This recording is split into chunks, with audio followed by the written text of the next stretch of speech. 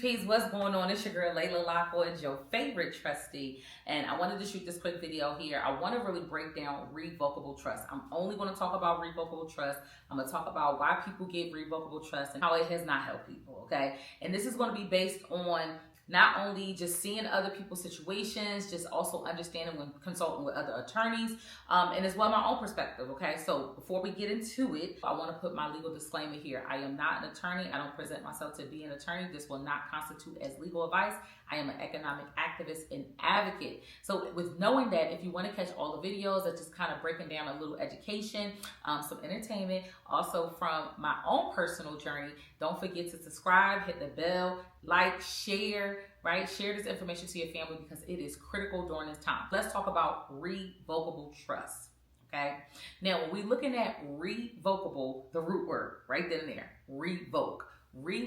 So when I look at, the whole concept, like, okay, if I was getting a trust, the reason that me personally would get a trust is to protect my assets. I don't want no one to know my net worth. I don't want no one to be able to sue me. I want things to be able to be passed down to the next generation. But when I got a chance to look through, this is not something that I wanted personally. So I want to break down why I don't have one. Now, revocable trust, the way the outline it shows, it states that the one who creates the trust still has control. So the one who created the trust, which is considered the grantor, still has control, which if you still have control over these assets, it is still a part of the estate. Now, take your time with this because if you don't know what an estate is, if you don't know what an estate is built and surrounded by, then you want to pause this video and look it up. But for me to break it down just really quickly, that the estate is the sum and the total of everything that you own in your name. So let's look at it like if the estate is here, and let's just look at the trust is here. Both on each side hold wealth. But the concept is to take the wealth out of your estate because this is why family members are fighting through probate. And we don't want that. This is what we're tired of. We're tired of our family members fighting through probate. And that's what landed me into talking about this, having the healthy conversations, the unwanted conversations. Because some of y'all family members like, I'm not getting into that. I'm not getting into no trust. But I do want you to know that if you don't have one, then you'll have a whole bunch of wealth inside of your estate. And this is why everyone has to go through probate because the courts are controlling probate process and they're taking anything that is deemed valuable in your estate out to pay out creditors or whatever's left, they may release it to your family members, right? So with this document is supposed to separate you, supposed to separate the ownership, supposed to separate the control. But that's not what the terminology in this document does. It allows the trust to, yes, have the ownership of the title, but it still has you connected to this titlement. So you and the trust pretty much are hand in hand, right? When you still have control over this document, it's not really private. Most of the time, people are setting up these revocable trusts with their social security number. They may name the trust their own name, so there's no anonymity there. It's not protecting them. If you were to personally get sued, this was another thing. If you were to personally get sued and you own some assets that you've already transferred into the trust, because you have control, they can still bypass you and get to those assets in the trust. I don't like that for y'all, right? That just didn't sit right with me. So what it looks like for me of this visual of this revocable trust, it looks like you're just sitting it over here, hoping and wishing that no one sues you.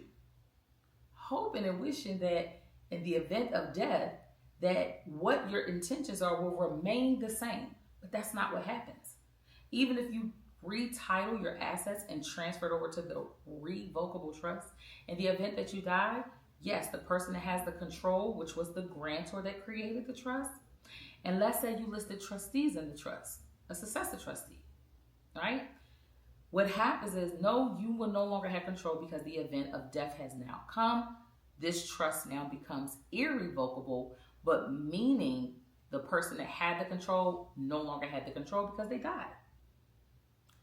So now your trustee is now in this position there's assets in this trust, and now there are creditors coming to sue the decedent. Now, the reason why I don't have to go through a probate process is because they know that these assets are already in the trust and that there's a trustee to facilitate the payout. There's a trustee to manage the wealth. But remember, it's not going to undo the fact that you still had control at the time of death. Remember, I said that if you had a revocable trust, you still have control. The grantor has control to make changes and add people, remove people. Yeah, because they have control of that personally. But if you have a debt over here that is owed to a company, and you have an asset that's in that revocable trust, and then you died still owing that company, they're still going to receive the benefits out of that revocable trust because there was no asset protection. You go through this process thinking, yes, you have the right intentions to leave assets to your family, and that's not what happens. What happens is, it don't go through probate, but it will go through a civil lawsuit because you're still owing the company. Now, let's look at this from a different perspective.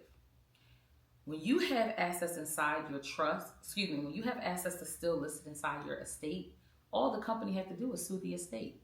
But because you still had control over the assets and that the assets are still connected to your estate, that's how they're able to get access to your trust.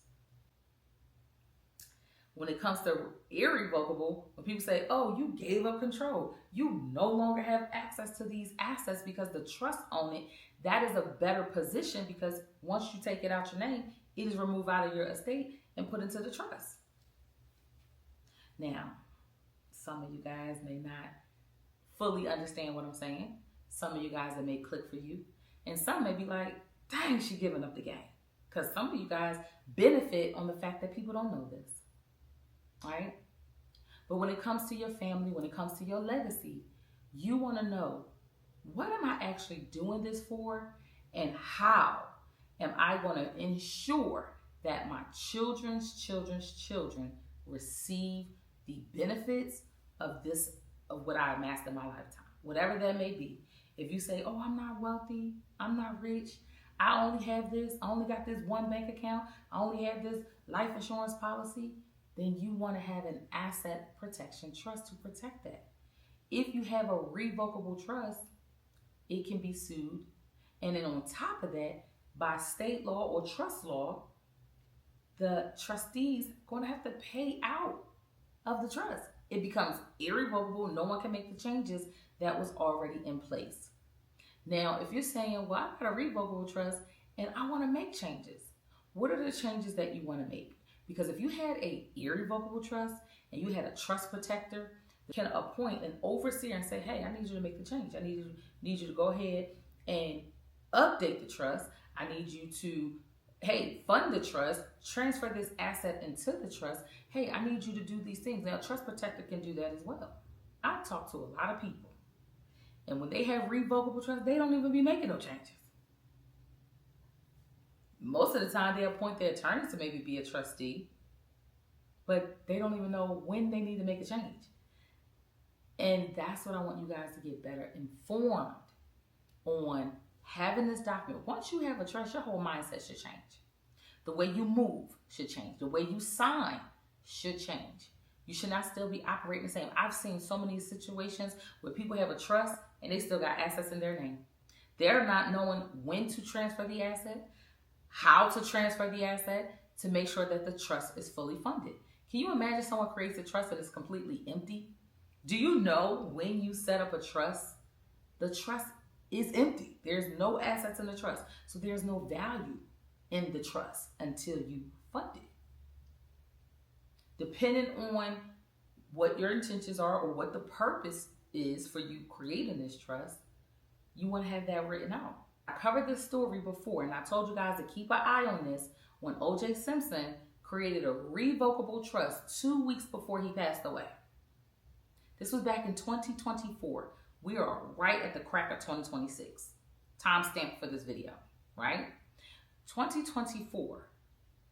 2 weeks before his passing, his attorney set up a revocable trust. And I was like, why would they do that? Why would the attorney set up a revocable trust knowing he had debt? I am stunned at how transparent you are right now and how different what you're saying is from what OJ Simpson said during his lifetime, because he would do anything to keep from paying Fred Goldman. And you sound more than receptive right now. You got to remember, I was Mr. Simpson's attorney for 15 years, first on some of his camp issues, aka prison, and then out of prison dealing with issues, including Mr. Goldman's efforts to collect on that judgment here in Nevada. So I was part of Team Simpson with that attorney hat on, using the laws if I could to make sure that Mr. Simpson was protected as a debtor. But the attorney hat now has come off, all right? And the executor hat has come on. Two different rules, two different roles. So I have to get used to that learning curve. Are we talking millions right now in terms of what OJ left? What about just cash? What about checking accounts? What about investment accounts? He made a lot of money over the years. Is that money gone, or did he leave a lot? There's a Florida bank account that Simpson has. I don't know. That's undetermined. I have the exact dollar amount of his Nevada account with me, and it's less than 5 figures. He was getting whatever the maximum amount of Social Security was, OJ was getting. It was exempt from everyone except the IRS, but OJ was getting the max amount, whatever that is. That terminates upon his death. That was the part that I knew I had to keep my eye on this story. Now, for those that don't know, you guys, I used to own a collection agency, and that's how I got into asset protection. That was the reason. I didn't know anything about a trust, you guys. The reason I was able to get grandfathered into this company, because at first I was an employee for 10 plus years being a debt collector. I got very good at what I was doing at the time. I'm an ex-collector now, but I was very good at what I was doing. But what I had to think about where I am today, as a debt collector, we get paid to buy, sell, and collect on people's private, personal information. And then we make a profit, not just off of the accounts. Really, where we used to profit is off of the ignorance of people not knowing their rights. You know, what it states why debt collection is so lucrative, why the collection industry is so lucrative, because it says a number from 1,000 to 1. Out of 1,000, one person know their rights. So for those that are having issues in debt, bad credit, right? This is why you always see creditogenics, where people are saying, oh, I got bad credit. I bet you if you knew your consumer rights, that you won't have bad credit. And this is because of what we don't know. And when you get in front of people such as me that's advocating for you guys, of helping you be aware, more informed, more educated in this area, in this realm, this is where we'll have more trust fund babies. We'll have more legacies that are leaving wealth and not the legacy of debt. All right. So back to OJ Simpson. So what happened was he wrote out, here's another thing I've noticed, a will and a trust, which blew my mind, because I've always looked at, if a will is only court controlled and it's handled through the probate court, and our intentions is to avoid our family have to fight through probate, why would we have a trust and a will?